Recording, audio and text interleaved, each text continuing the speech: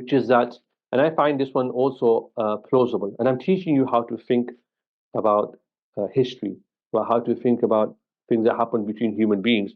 Um, you'll find examples if you look in the books of history that a lot of times the appointment of qadis was less to do with the leader himself, or in particular, but to do with the type of people that lives there. Okay. Um, so let me give you an example. Um,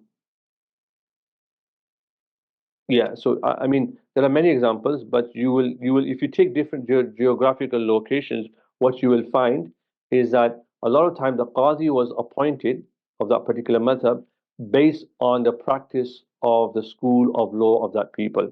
So let me give you one example. Uh, in Egypt, the first Hanafi qadi, who was called Ismail bin Yasa, was appointed in 164.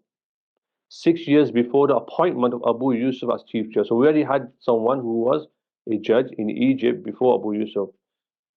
In 167, however, complying with the request of the Egyptians, to whom the Hanafi law was foreign, the Caliph replaced Ismail by another senior Egyptian Qadi, the Hadrami Ghawth bin Sulaiman. And the post of the Qadi in Egypt was held by non-Hanafis for the next decade. Only in 177 Hijri, that is to say, in the latter part of the term of Yusuf, Abu Yusuf salam, Abu Yusuf rahmatullah alayhi, was a Hanafi Qadi whose name was Muhammad bin Masruq, appointed again in Egypt. This is one example. So this gives weight to this idea that it was to do with the population. If people are non-Hanafi there, then naturally you want a Qadi, you want a judge who is representing what the people are following. Okay, so this is to do with the leanings of the Hanafi, the local population. Now let's return back to Kufa. Um, you find this same idea that the appointment of qadis was reflective of the sentiments of the masses.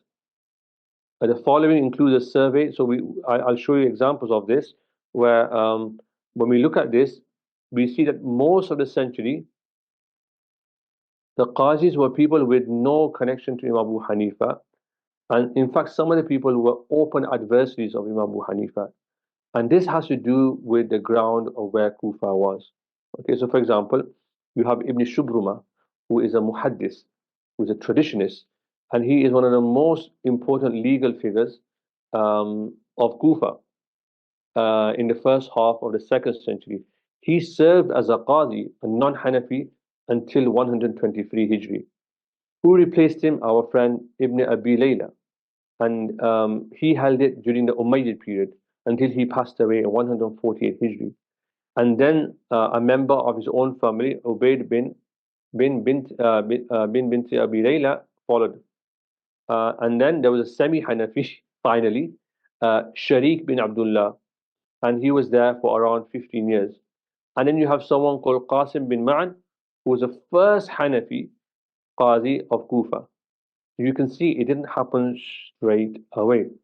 Um, so from the beginning of the century up until 194 Hijri, Hanafism had very little influence or representation even amongst the Qadis of Kufa. Um, and then I don't really want to go into it, but there's a lot of back and forth between the traditionists there and, of course, um, some of the Hanafi ulama. Now, I've talked about before already that a lot of this has to do with the fact that there was a lot of sympathy for the muhaddithin of the traditionists. Okay, and you'll find many examples where people who are traditionists were given positions of being the judges over the fuqaha. Okay,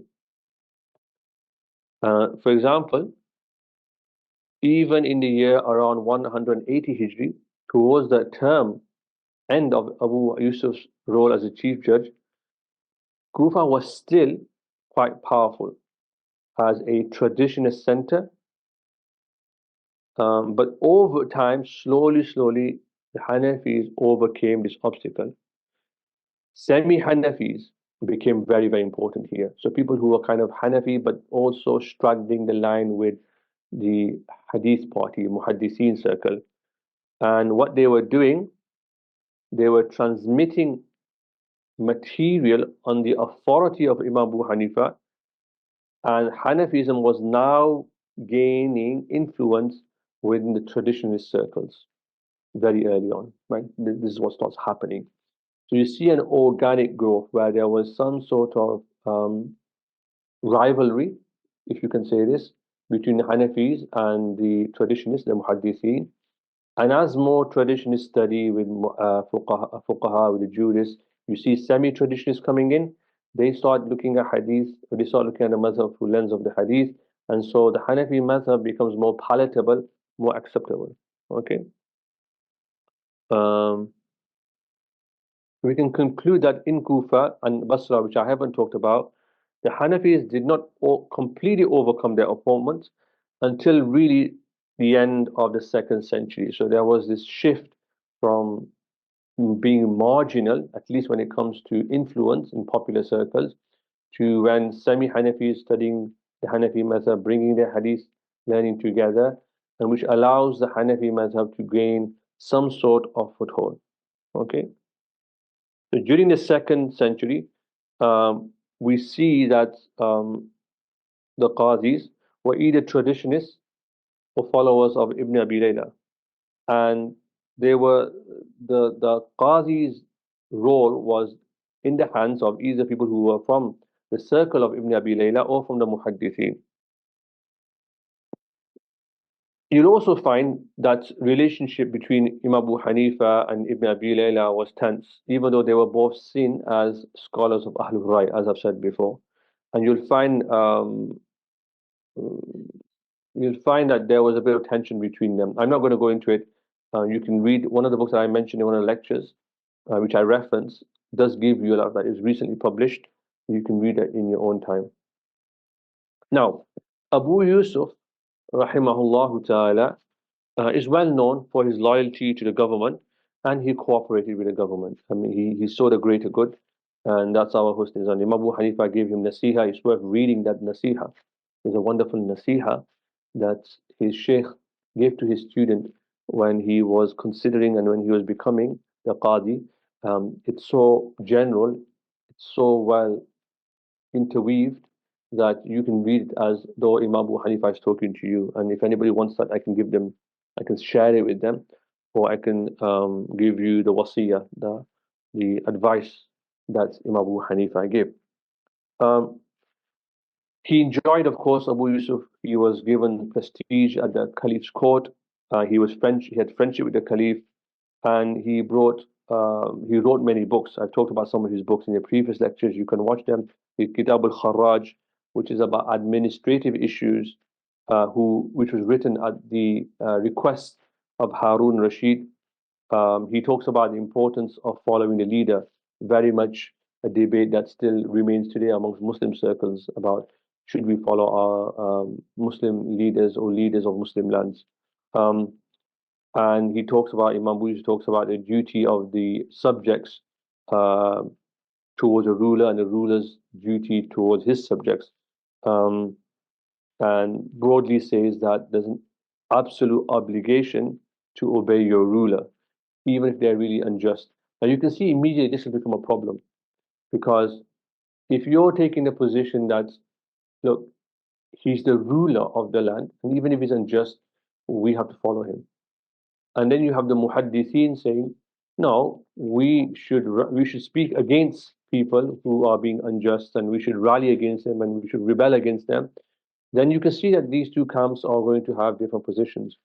And you'll find that the muhaddithin, the traditionists, were like that. They represented the opposite trend, and they were particularly unhappy that the current regime, the people that were in power, had usurped power, had stolen power. Um, and the Murji'ah, going back to the theology of the Murji'ah, they say, well, if he's a believer, khalas, we leave that judgment to Allah. The muhaddithin will say, no, we can't do that. They would say they deny the name of believer and apply the name of infidel to grave sinners and in particular to unjust rulers. So if you call someone who commits sins or you label them as a unbeliever or an infidel, then that has political ramifications. That has real world ramifications. But then because you're opening a door to rebelling against the ruler. Now I'm not going to go into all of this. Turaf have a course that they're running on this. You can sign up to it. I don't know if Al Balag have a course on this. Maybe they do, they don't. But this is a topic that comes up, the caliphate. It's an important topic. I've written something about this a little bit. I should write more, but this topic comes up, and many ulama of the past have already talked about this as well. And so you find this attitude in the traditionist opposition to the Umayyads and later to the Abbasids. Now, the political reality is that power doesn't really get handed over. Power gets taken. People steal power. So the question is, well, if someone steals power from another ruler, they kill them or they dethrone them. You'll find this in the Ottoman Empire. You'll find this discussion in the Mughal Empire. Is the person someone that we should follow? If someone changes, if someone else becomes a caliph or the imam, and if unjustly taken, should we follow that person? So the ulama, some would say, well, as long as he maintains stability and the borders, you can follow him. And you find these discussions that take place in the books of fiqh and usul and hadith. They talk about all of this. And so the muhaddithin were like, we don't recognize this government, broadly speaking, and they decided to remain aloof from it. But the fuqaha, because they're practical people, they are people interested in practical decisions.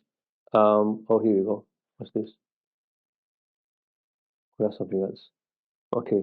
But the fuqaha, because they are practical people and they are people who have to deal with the real world circumstances, they have to engage in the dunya. They don't have the luxury of staying away, staying aloof.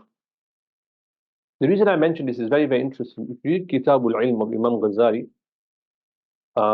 in his Ihya Ulumuddin, he has a whole discussion around who the fuqaha are. And he says they are the people of the dunya in the sense that they are engaged in dealing with issues that affect people in the world as they are today. Yes, of course, our actions in this world have ramifications for the next life, but ulama, the fuqaha, are people who are predominantly interested in action in this world. You can read that in the Ihya Ulumuddin, Kitabul Ilm, and you'll be on the second chapter where he talks about Farz Ain and Farz Kifaya. It's worth reading. Maybe one day, if Allah gives me tawfiq, and I can find time, I'll write something up on this particular topic. But that's by the by. So Sufyan al-Thawri, for example, and many others, they while they didn't engage in rebellion, even though they were outspoken of the criticism of the rulers of the time, they limited themselves to verbal criticism, and they didn't really allow for people to get arms and fight against the caliphate, but they weren't happy with it. Um, and this idea of Amr bil Ma'ruf, Nahy and Munkar, forbidding good and forbidding evil and promoting what is good became very, very important. It became very, very crystallized, these conversations. And these conversations still take place today. Okay. But if you look at the followers of Imam Abu Hanifa, the leading Hanafis, um, they didn't share this idea of the disapproval authorities. They were like, look, we need to deal with the world as it is, and people need answers. We can't spend our time attacking and criticizing rulers. The rulers are who they are, and we need to maintain stability. We need the world to function. And I can see sympathy with this idea even today, because in many lands, when you rebel against rulers, the situation unfortunately turns out to be much worse. So what do you do? People get killed, millions of people get displaced. Uh, and so do you try to work with the system or do you try to upend the system? This is a perennial debate. But in any case, this particular event or this series of events created a space um, for the Hanafi jurists. Um, So if you cooperate with authorities, you enhance your standing, and then you gain advantage over other circles. Um, so while the Hanafis initially was secondary in most political positions, they changed their tact and they began to cooperate with leaders, broadly speaking. And so this is what I was alluding towards in that sentence that I shared before. This one here, this one. Okay. So that's that. And I just want to finish off with the third century because we've only reached the end of the second century, if you like. Um, Another thing that helped the Hanafis is what I would say, because the 10th century was an important one, and there's lots of papers, lots of literature on this particular aspect of the Hadithification of the Hanafi madhab. Um, and so you see this process taking place. Um, and this reduced the enmity, the polarization between Hanafis and the non-Hanafis, which was going on for centuries in Kufa, for example. Now, who were the main people who opposed the Hanafis? These were the traditionists. These were the Muhaddithin. So, what happened in the course of the second century, is that the Hanafis became more interested gradually in the works of Muhaddithin. Okay, two things happened. There are two things that came out of this. Number one, it brought the legal points of view of the Hanafis and the Muhaddithin closer together. There was less antagonism. You see this in Abu Yusuf, which you did with me. You saw this when I showed you the lectures on this. You would have seen this when you studied Imam Muhammad Shaybani. They were engaging with the Muhaddithin. That's why they're really important. Imam Muhammad and Imam Abu Yusuf.